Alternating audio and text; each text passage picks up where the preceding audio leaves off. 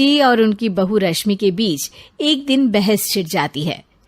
आखिर किसका काम ज्यादा आसान है, बहू का या सास का? माँ जी, सास को काम ही क्या है, आपके सारे काम उंगलियों पे तो हो जाते हैं। कुछ भी। हाँ, हिसाब तो उंगलियों पे ही हो जाता है ना। अरे बेटा, ऐसा सिर्फ अभी लगता है। जो मुझे करना पड़ता है ना, वो तुझे करना पड़े तो समझ आएगा कि असली काम का पहाड़ कैसा होता है। ठेले बराबर वजन भी नहीं है आपके काम में, और बात पहाड़ों के वजन की कर रही हैं आप। तू ऐसा करती ही क्या है घर में बेटा, ये तो बता मुझे। मैं थोड़ी ना कुछ करती हूँ, सब जादू से हो रहा है इस घर में। अरे एक दिन मेरा काम करोगी तो समझ आएगा। Okay okay, shut up. कल से मैं घर के काम करूंगी और तू मेरी जगह हर चीज का हिसाब रखना, ठीक है? ठीक है, ये भी कर लेते हैं। ये सास बहू की डील के बारे में रश्मि के पति अमन को नहीं पता था और ना ही अमन के पिताजी सुरेश जी को। पर गेहूं के साथ साथ जैसे घुन भी पिस जाता है, ये दोनों भी पीसने वाले थे। सुबह अमन उठकर रेडी होता है ऑफिस जाने के लिए, तो पता है उसके कपड़े नहीं निकले हुए हैं।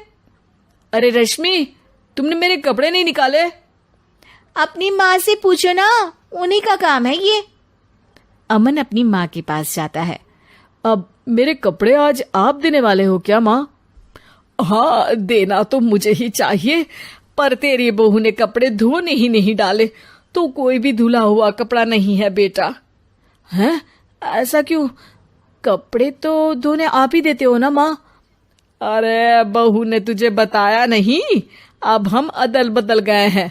मैं अब बहू और तेरी बीवी सास। अमन परेशान हो गया। वो बिना इस्त्री के कपड़े पहनकर ऑफिस चला गया।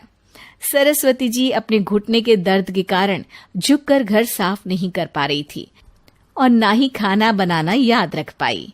उधर रश्मि पहले ही दिन घर की चाबी घुमा चुकी थी और 300 रुपए का हिसाब अलग नहीं मिल रहा था।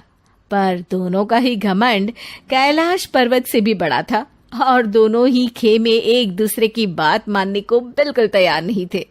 शाम को जब सुरेश जी और अमन खाना खाने बैठते हैं तो सरस्वती जी उनके सामने गाजर और पपीते लाकर रख देती हैं। अरे माँ, ये क्या है? ख्याली पुलाव के साथ सलाद। माँ जी खाना बनाना भूल गई लगता है। अरे एक एक चमन्नी का हिसाब है मेरे पास, खाना बनाना कैसे भूल जाऊंगी? ये तो मैंने पढ़ा था कि फल फ्रूट खाने से सेहत अच्छी रहती है, इसीलिए ये ले, एक फल खा ले। रात को सुरेश जी और अमन अपनी मीटिंग बिठाते हैं अकेले में। बाबूजी, इनकी लड़ाई के कारण ना हमें ठीक से खाना मिल रहा है, उल्टा घर के सारे काम रुक गए हैं। हाँ बेटा, 2 भैंसों की लड़ाई में बेचारे खेत के पौधों का भी नुकसान हो रहा है। पर पापा, क्या बताऊं आपको, मैंने माँ को इस महीने की 2 तारीख को बिजली के बिल के पैसे दिए थे। आज बिल भरने के लिए मांगने गया तो पता चला कि रश्मि उन पैसों से गैस सिलेंडर ले आई। अच्छा, तो सिलेंडर के पैसों का क्या हुआ? अब सिलेंडर के तो कोई पैसे नहीं थे बाबूजी, हमारे घर पर गैस की पाइपलाइन लगी है ना। बेटा, इन दोनों का कुछ करना पड़ेगा, नहीं तो अपने घमंड के चक्कर में पूरा घर बर्बाद कर डालेंगे ये दोनों। अमन और सुरेश जी काफी सोच विचार के बाद एक निष्कर्ष पर पहुंचते हैं। रात ही को दोनों अपनी पत्नियों की अलमारी से नई साड़ी निकालते हैं और सुबह जब रश्मि और सरस्वती जी उठते हैं तो देखते हैं कि दोनों पति साड़ी पहनकर चढ़ाव पर सब्जियां काट रहे हैं। अरे ये सब क्या हो रहा है? क्या हो रहा है मतलब? आप दोनों अदल बदल हो सकते हो तो हम क्यों नहीं?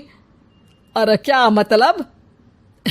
नहीं नहीं, मेरी भी बचपन से किसी की बहू बनने की इच्छा थी, तो आज से सरस्वती तुम बड़ी बहू, मैं मिडल बहू और अमन छोटी बहू। अरे लेकिन सब घर पर बैठ जाएंगे तो कमाएगा कौन? ये घर कैसे चलेगा? अब वो तो भैया या बाकी लोग जाने, अब हमने भी अदल बदल कर ही लिया है तो कुछ नहीं हो सकता। रश्मि और सरस्वती जी को समझ में आ जाता है कि उन दोनों की आपस की डील की वजह से इन दोनों को बहुत तकलीफ हो रही है और उनके ईगो ने दूसरों को कितनी यातनाएं दी है। अब असल में माँ जी आप सही थी, सास बनना बहुत मुश्किल है। अरे हाँ बेटा, और तू भी, मुझसे तो नहीं हो पाया सब घर के काम, वापस बदल ले क्या? हाँ हाँ बिल्कुल माँ जी, और अब आप दोनों भी बदल लीजिए। कोई आ गया तो आप दोनों को देखकर क्या सोचेगा? अच्छा है, आप दोनों के समझ में ये बात तो आई। मैं फटाक से कपड़े बदल लेता हूँ। अरे रुक जा बेटा,